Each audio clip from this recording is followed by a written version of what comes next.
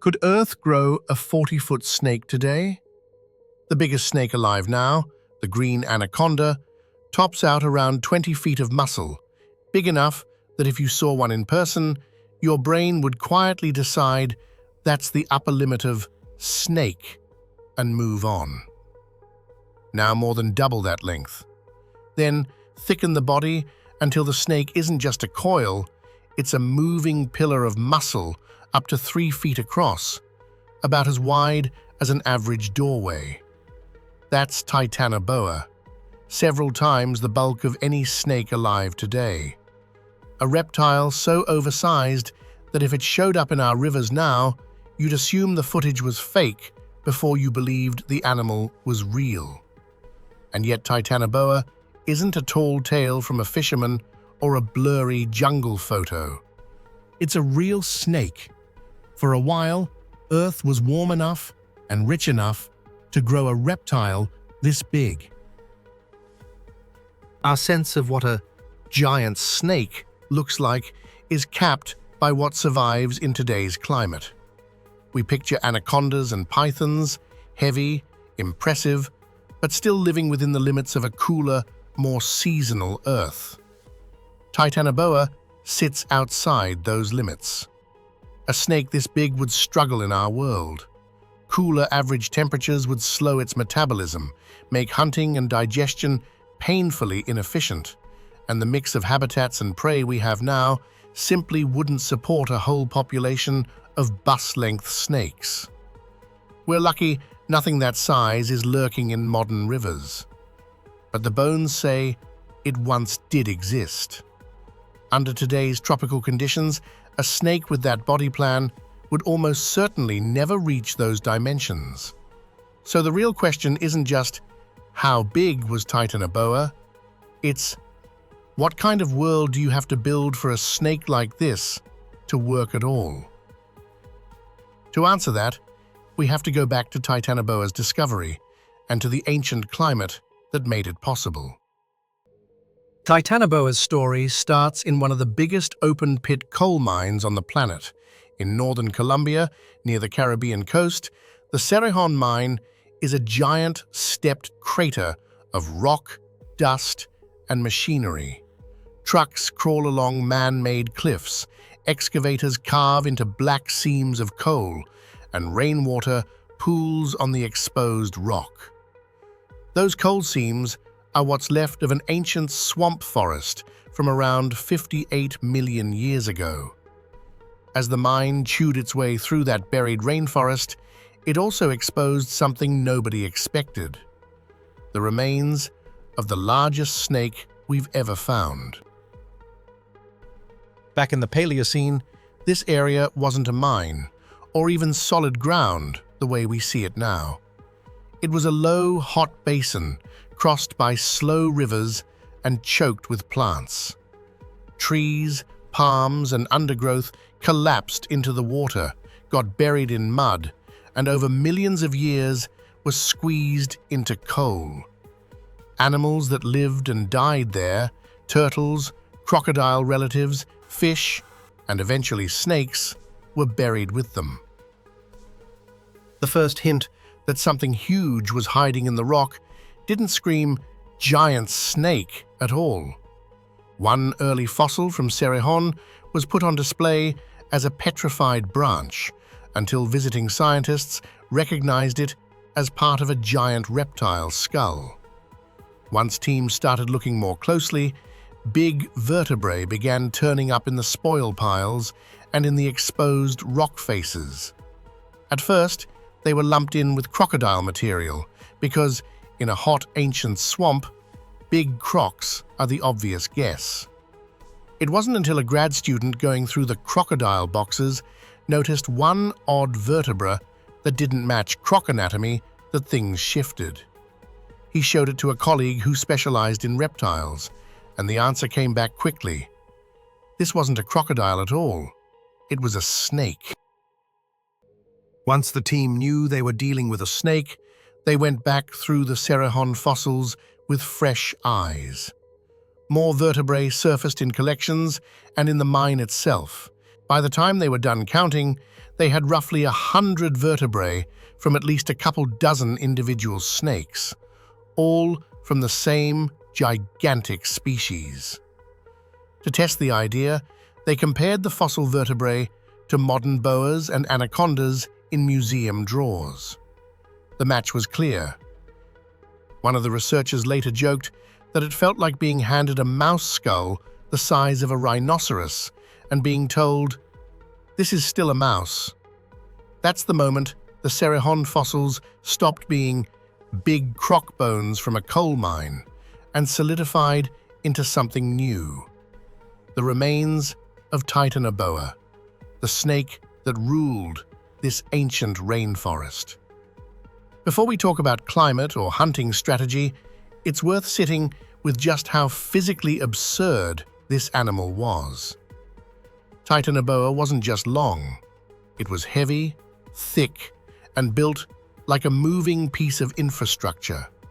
If you dropped one into a modern city, you wouldn't compare it to other animals. You'd compare it to vehicles. At full size, Titanoboa is estimated at around 42 feet long. That's roughly the length of a standard city bus.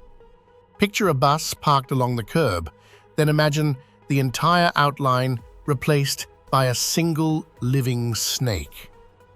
Now add the weight, on the order of 2,500 pounds. At its thickest, its body may have reached about 3 feet across, roughly the width of an average doorway or the height of an airplane seat from floor to headrest. In modern snakes, there's a tight relationship between the size of each vertebra and the total body length.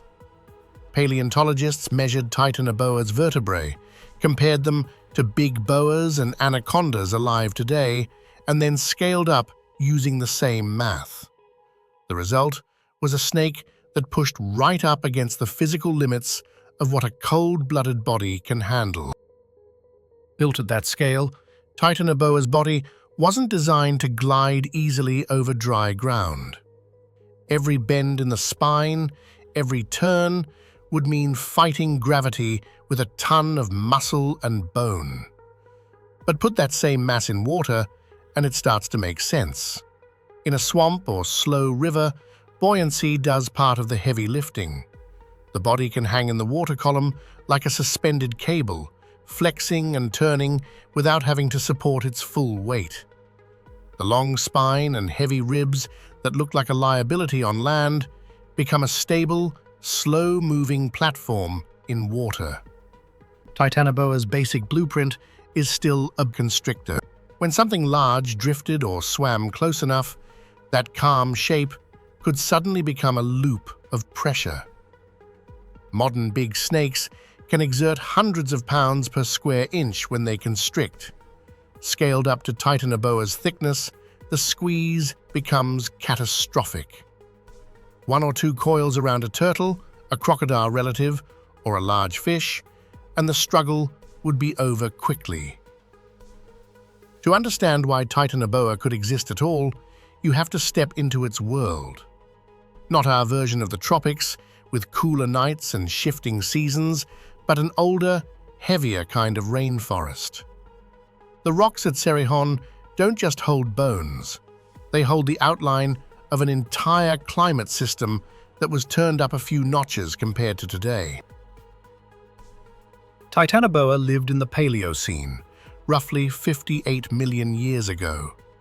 The age of the non-bird dinosaurs was over, but the world was still in recovery mode. Northern Colombia, where the Cerrejón mine sits today, was a low, soggy basin near the coast, closer to the equator and much closer to sea level than the stepped pits and haul roads you see now. Picture broad, slow rivers winding through flat jungle, floodplains that spent more time underwater than dry, and layers of mud quietly stacking up as leaves and branches fell and rotted. This is the landscape that eventually turned into the coal seams and mudstone slabs the mine is cutting through. The key difference isn't just it was tropical, it was hotter than our tropics.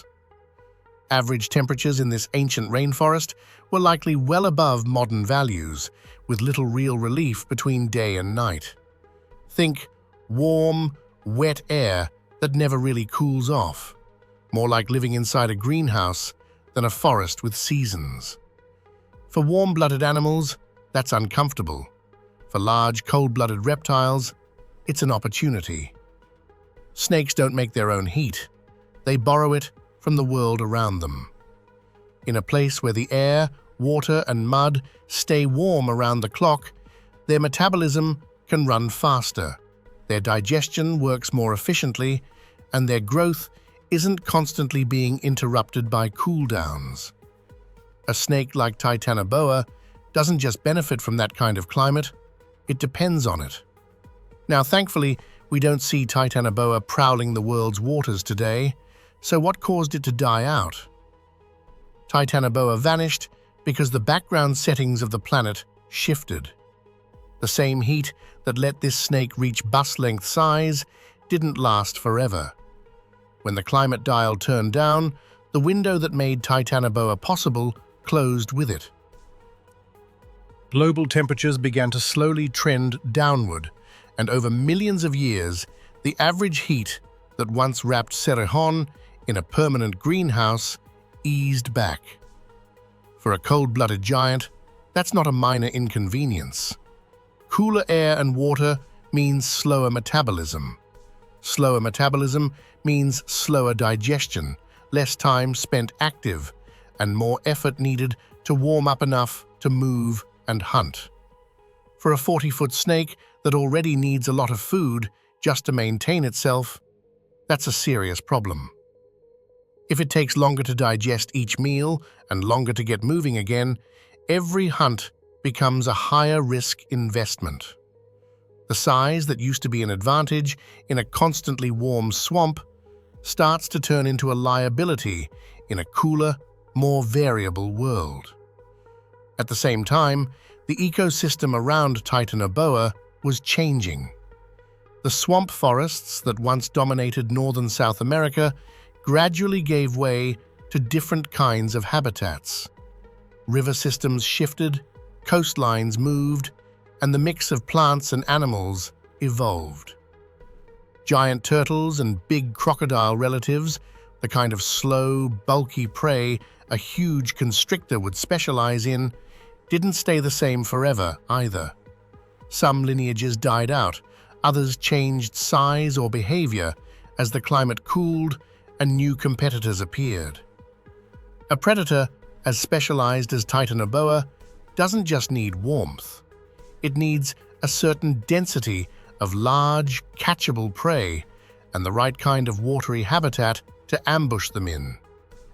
As those pieces rearranged, the system that had quietly supported a whole population of giant snakes became less and less stable.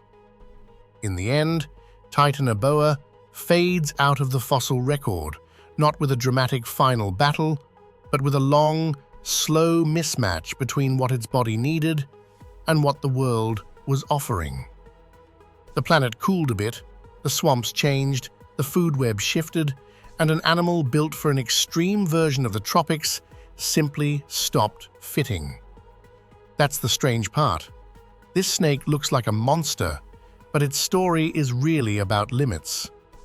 Titanoboa shows how far warmth and abundance can push a cold-blooded body, and how even a small change in climate can quietly erase something that once seemed untouchable.